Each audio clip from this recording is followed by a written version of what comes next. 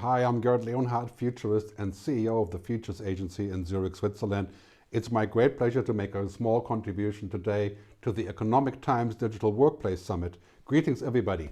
Looking at last year, what has happened quite clearly, we can see it here in the numbers.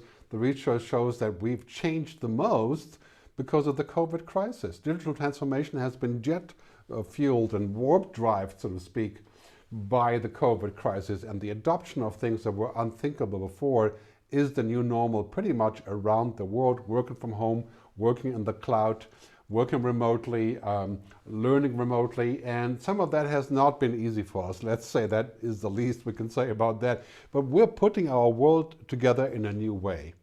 And the next decade, I believe, will bring more change than the previous 100 years.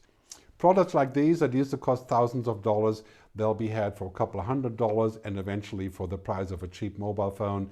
Augmented reality, virtual reality, Microsoft Mesh, this was HoloLens before, Oculus Rift actually, and if we put this together, it's quite clear that we're going to enter the world of virtual reality, mixed reality, holograms.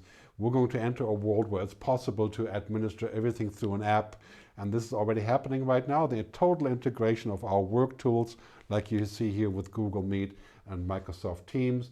We're moving to a world where all that stuff is coming together and we can literally live and work and create in the cloud. I call this sometimes the mega shifts. This is chapter 3 in my book. You can download it for free in 12 languages at megashifts.digital.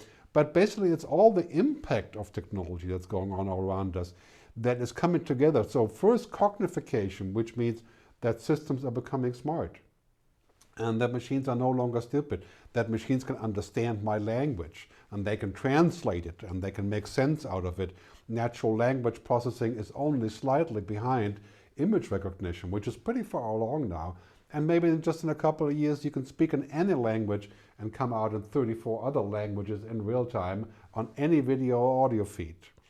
Things are becoming virtual, so what we used to do in real life, like a call center or others, are being virtualized in the cloud, and we're going to be able to use machines to take care of the heavy lifting, the routines, and that's basically robotization. Of course, that's the sort of software robotization that we're going to see everywhere. And I think that is going to impact what we do in the office and what office we're going to be in the first place. We're going to see a lot of trends of augmentation, virtualization, and of course automation really change our world in a very, very material way. Have a look at megashifts.digital. So what used to be unthinkable in terms of working from home, working in the cloud, not everybody has an office like this, of course. That's not me, but it sure looks like a nice office. What used to be unthinkable has now become the new normal. There's possibilities that we've never thought were actually working remote, everything, working from home, office in the cloud, traveling virtually. But yet we're still saying, you know, this is great. We can use all these tools and Zoom is great, but hugs are greater. What about us? What about the human connection? I don't think we're going to go without that. I think the human connection is coming back, and it's coming back in a completely different way, probably more than ever before, like in this world that we're putting together that is driven by the mega shifts and what I call the game changers, which are all of these things here on the left, I'm sure you know.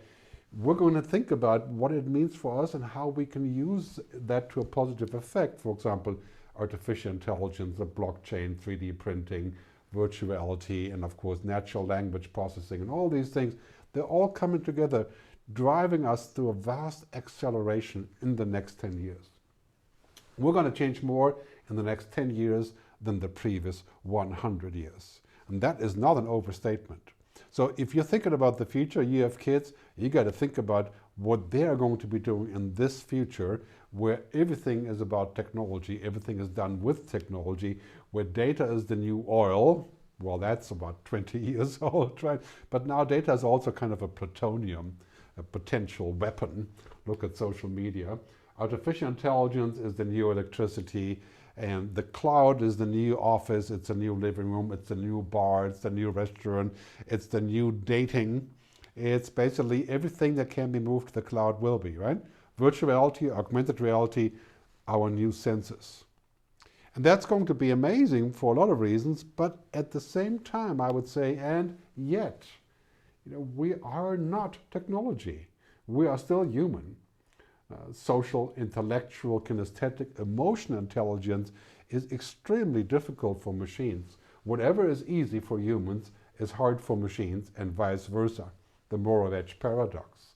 And so yet we're going to need this in our workplace as well. And this is why we're going to need to get together and actually have real physical contact and communicate face to face, because we are a lot more than just data.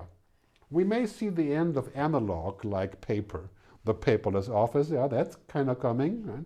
You can see that happening everywhere. And this curve is really the toughest challenge for us. We are down here learning linearly and going step by step, while machines are exponential. Moore's law, Metcalfe's law, Wright's law, exploding in power. And at the same time, yet we don't want to end up here. Right? We don't want to live in a world where customers are an algorithm, trust is being calculated, and everything is being manipulated. That is not going to be a future that we will enjoy, I think most of us. And that's going to be true at the workplace as well. The digital workplace will have to have things like human-in-the-loop policies and data protection and privacy. I mean, it's going to be a tall challenge to figure out how to use the benefits of technology without having the disadvantage. Because we're going to live in this world that everything is available as a data feed. Everything is smart, intelligent, quick, connected, super fluent. I mean, we're going to live in a world where we have to be sure that we can keep this balance between humans, algorithms, and what I call androrhythms, right? The human-only things, mystery, values, consciousness.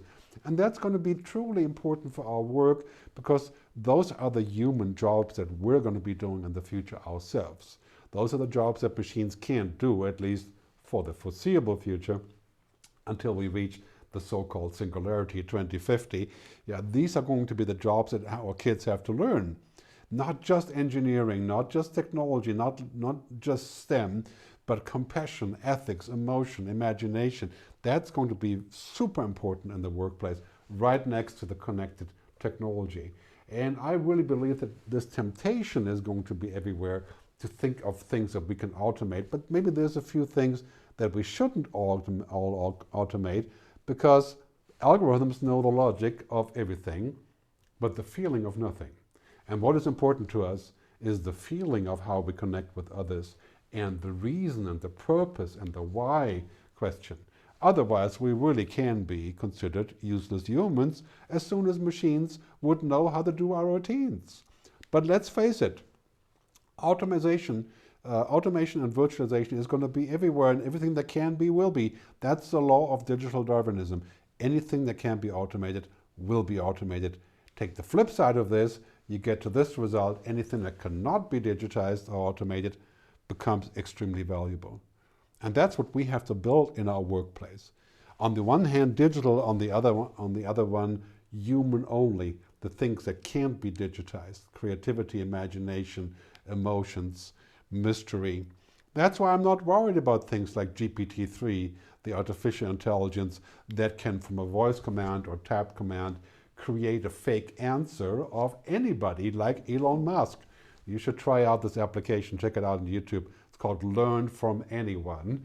That includes dead and alive people, where you can ask real-time questions by just dredging up the web and putting answers together. An extremely powerful demo, just like this one, where we can see this AI, GPT-3 again, puts together a spreadsheet on demand just by typing a type command.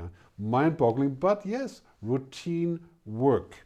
So here's the bottom line on our future of work and how we're going to collaborate and what we're going to do. If you work like a robot will take your job. And furthermore, if you learn like a robot, you'll never have a job.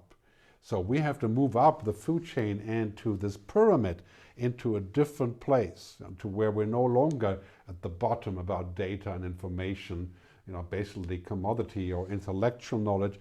We have to move up a little bit to more deeper knowledge, moving up the Maslow pyramid, so to speak, towards tacit knowledge, understanding, wisdom, purpose, That's going to be the future. And regardless of what technology is promising us, we are still going to need to remember what it's like for humans.